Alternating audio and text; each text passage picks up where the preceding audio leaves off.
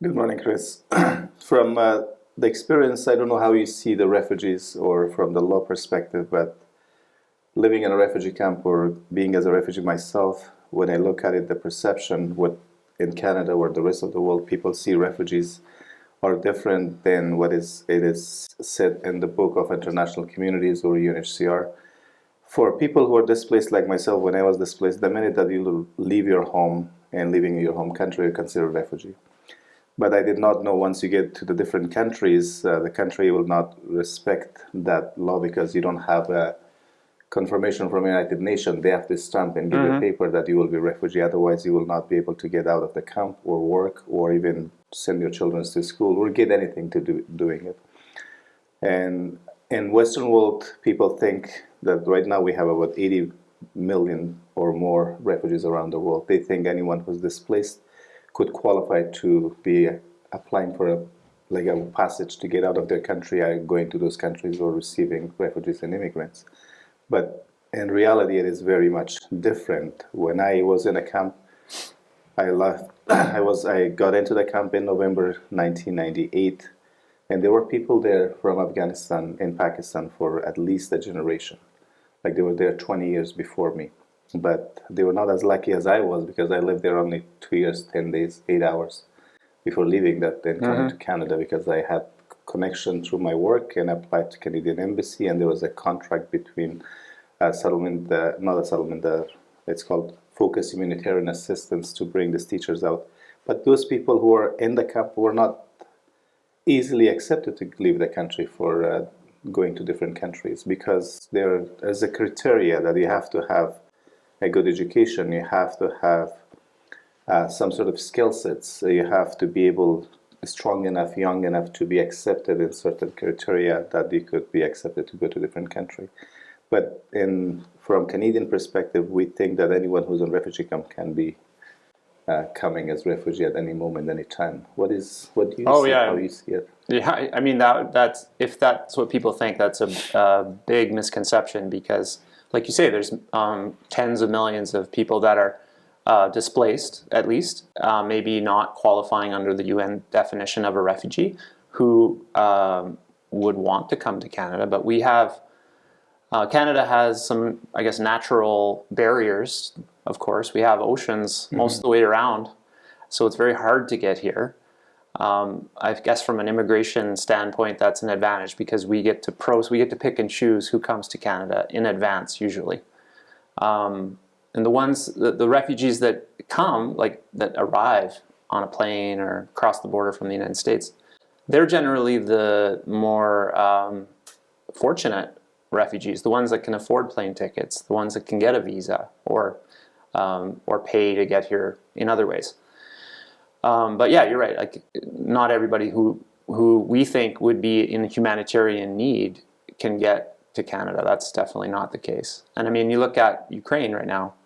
I think that's a really interesting situation because most Canadians, like actually on the way here to talk to you, I walked past probably 4 or 5 Ukrainian flags. You know, there's people in the community that really have reacted to that situation. But I think there's probably a good chance they don't actually meet the definition of refugee because they're displaced people from a war. But the UN definition is limited. You have to be persecuted, and on the basis of certain enumerated things like your race, religion, or nationality. You know, I'm not sure that the Ukrainians actually meet that definition. But nonetheless, Canada is welcoming many to come right now.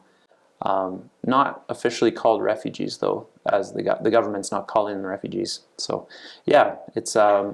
Just to focus on that perception part of it, their life should be in danger, right? Right. They have to be threatened either religiously, culturally, or political affiliation to be in danger. When people are displaced, they know that they're in danger. Otherwise, no one will be in their sound mind leaving their house, in their country, everything behind and running on the mountains or in the roads for months to get out of the country. But then the perception of, again, coming back to the part that the United Nations, you have to prove that your life was in danger. You can only prove if you have some member of family got killed. or your friend. So you cannot stay to prove that, yes, can you take a picture that you have point a gun, show me that my life is in danger before I leave, then I can show to United Nations or some other groups that my life is in danger.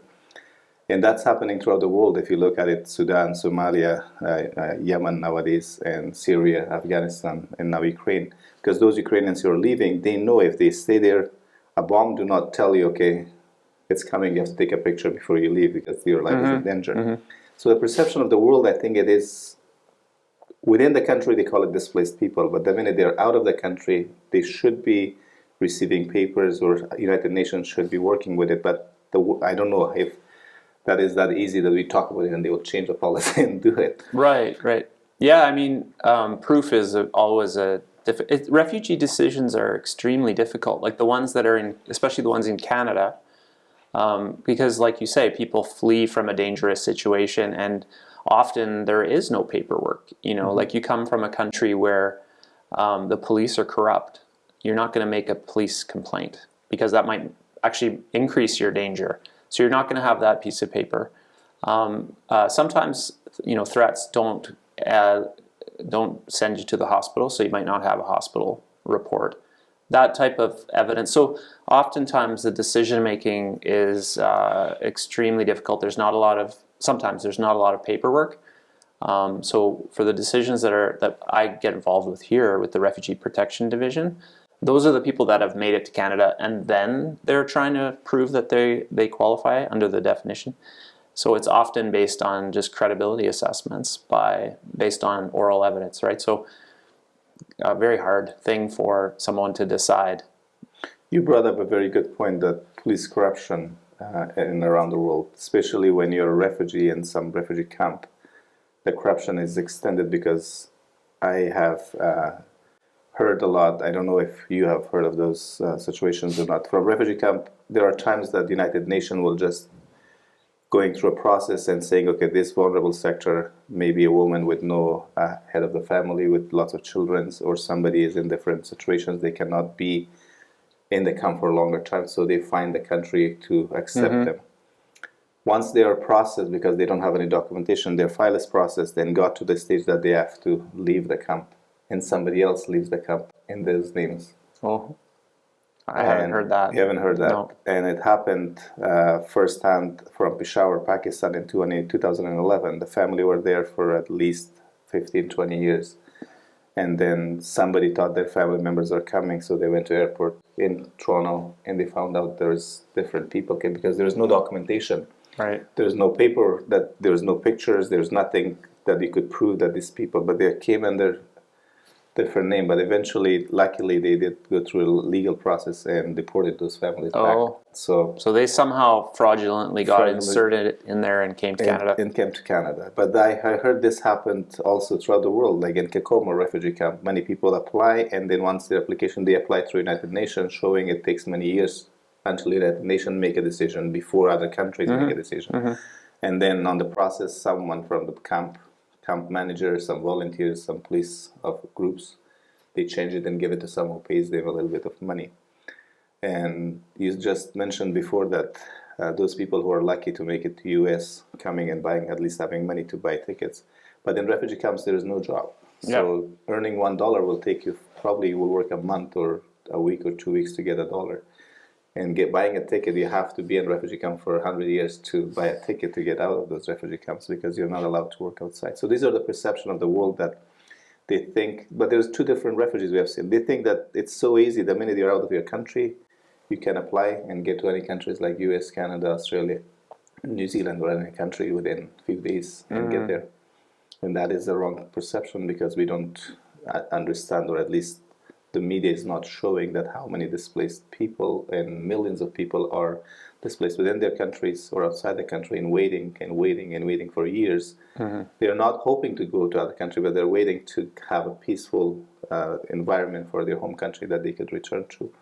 But unfortunately, we don't learn from history. It keeps repeating itself. So, yeah. Well, I mean, I also, it's interesting for me to be in this field, because like I was born like maybe a kilometer from here, and so I don't have any of those experiences. But I think the average, maybe the average Canadian, when they hear, oh, so and so, oh, they used a false passport, or they forged a document or something.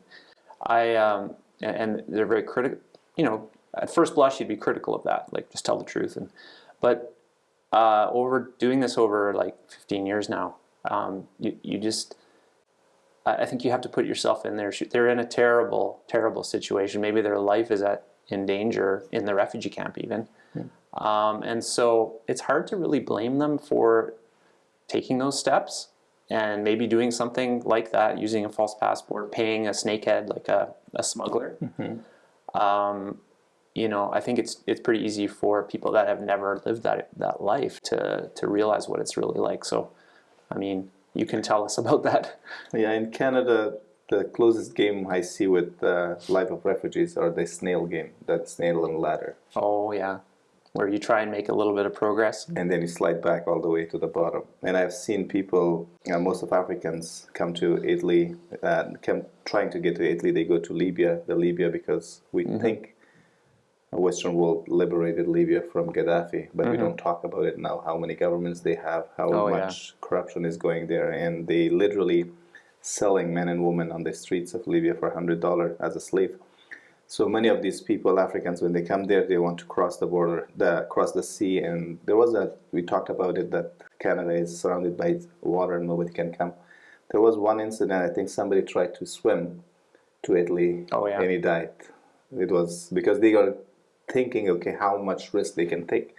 That is to the point that they are, and how many boats are drowning between those areas. And 90% of those boats that goes through, they're kind of turned around by police of Libya, because they have to take them back and get money. So that's the same snail and ladder game. So they sold everything, or the parents or whoever the family members are sending money and put them into all of their life in danger, putting them into these tiny boats. But then halfway they will be caught by police and returned, or even caught by European police, they will be returned back to the home country. As we personally, I see from my friends and families going through from Afghanistan to Iran, they are turned 3, 4, 5 times from Iran back to Afghanistan. And then when they make it to Iran, they try to sneak it to Turkey. And then they were kicked out by Turkish government a few times.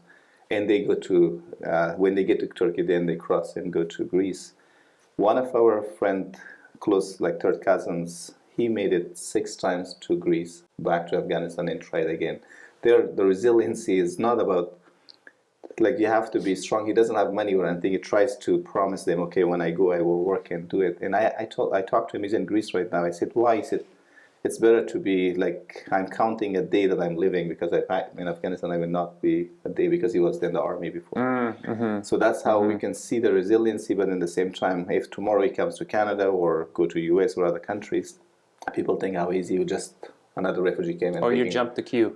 And came around. Right. But they don't know how many times this person or people or families, many families cannot do it. And we see pictures, they freeze to death, they drown, because there are too many things to carry. But some young people may survive eventually, they make it out of the country. It's not an easy journey for any refugees, being from Africa or Asia or any other country.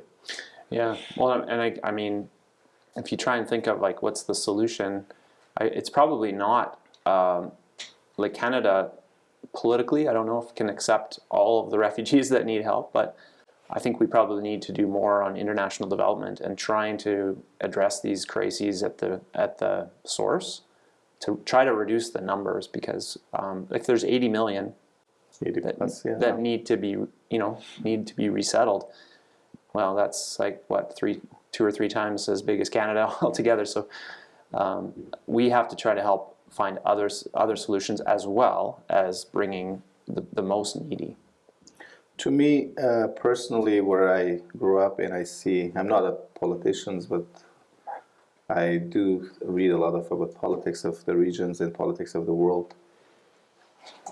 And not to be critical of Canadian government or Western world or any other countries, they could easily bring peace to Ukraine. They could easily keep Afghanistan in stability and peace before they got to destabilized. So instead of saying that I will send this many anti-tanks or this many planes or rockets, they will just pressure this government to come to the table and deal as a mediator, be as a negotiator, be as a peacekeeper role, and bring them to the table to just end the war. So instead of ending the war, they're just fueling the war. So if two brothers getting in fight, you just give them a knife and they say, okay, don't use this one until you need it, and then give them a baseball bat and you watch and you say, okay, I want to bring peace here. The same thing in Afghanistan. Afghanistan, I think it was literally the 40 million people of Afghanistan sold by US to Taliban.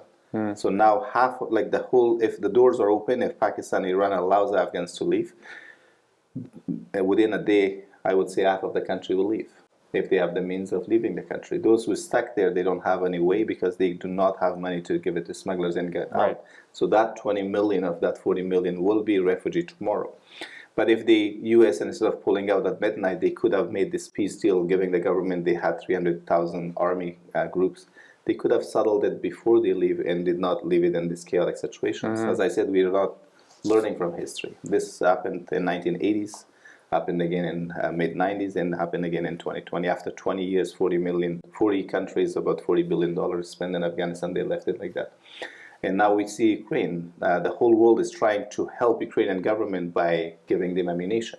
No one talks about, let's bring them to the table, force them to come and talk, because humans are better than other animals just because we need to talk and bring reasons and logic to see why things are doing. I don't know. I don't know much about the politics of that region, but what I see, we could, as Canadian, we could easily play as peacekeepers or mediators, or just bring them as a negotiators, bring them together and saying, okay, this is the best way to end a war is to stop a war first, and then we go through that. But that will be end game for the rest of the world. Anywhere, if you want to stop refugees, stop displacement, we have to help them where they are, rather than helping them here. No matter how much Canadians accept refugees, they will never be able to make a dent to the population of the refugee of 80 million plus. Yeah. Well, you had mentioned about, we talked before about corruption and how that's a big, like with the police forces, and I think that's a big role, a big thing that Canada could help with, is trying to, because even with the Taliban, like my understanding is that a lot of the driving force with the Taliban is that corruption, like with the poppy production, and they get income out of this system, right? And so if there's a way that Canada could make justice for the people of Afghanistan by somehow changing that dynamic, I think that would be a real contribution. Because I agree with you. I don't think most people want to leave their home. The refugees from Afghanistan that I've talked to or helped had good lives. You know, they were living. One in particular I'm thinking of was a physician, really well known in Afghanistan. But yeah, he was working with American support, and so when he was one of those ones that was in Peshawar for 20 years. He fled in the early 80s and then tried to go back actually. So there's in the 90s, and then his clinic was bombed by the Taliban because he was seen as a supporter of the West, and so he had to flee again. And eventually, he was able to come, but it was not easy for him. And if Canada could play a role in that way, at least from a legal point of view, maybe that's my bias. I think if there's justice, then people can feel at peace. Canada, including many other countries, they did help farmers in the time that they were in Afghanistan to switch from growing poppies to have fish farm or some other farms. So that would that changed a lot. But unfortunately now when you look at it, because the Taliban is asking, because they don't have any other, no countries are recognizing them. Right. So they made an announcement and asked all the farmers to go and grow poppies back. So because that's the way they bring lots of money, and it's easy to grow and it's easy to cultivate, and it's very easily for them to have money resources there. But that's the world. So one thing I could probably say, that when we talk about refugees are coming, the perception is that refugees coming in, taking the work and job of everyone from Canada. But when I talk to more and more people, I see the contribution of refugees in this country. I came to Canada with $100 in my pocket and $9,000 loans of government, which is the landing paper, everything else. but I started working within 3 or 4 weeks and back to never being in social, never been in any kind of like, I'm trying to work 2, 3, 4 jobs.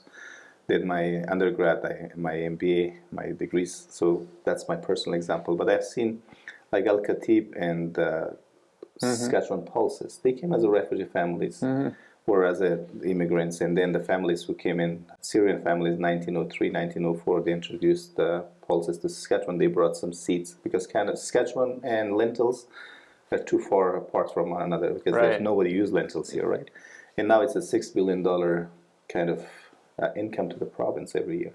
So when I look at it, the perception is that people, when they're coming, they steal the jobs from Canadian, but I see they're actually enhancing, creating more jobs, bringing more resources, bringing diversity to the food, to the culture, to the environment of Canada, which is making the beauty of diversity in Canada. Well, and I see a distinction between immigrants, like the economic immigrants, and refugees.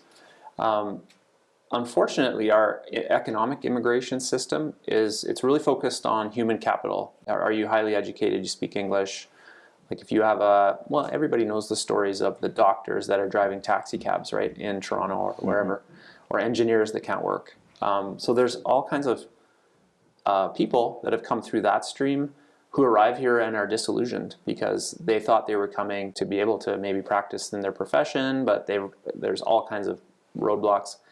I think that's a bit of a failure on the part of our immigration system, is to promise these people that they'll have this great life here, and then we put all these barriers in front of them. Whereas refugees, I feel, and this is maybe a crass way to look at it, but most of the refugees that I've dealt with are very grateful to be here. They are very hardworking.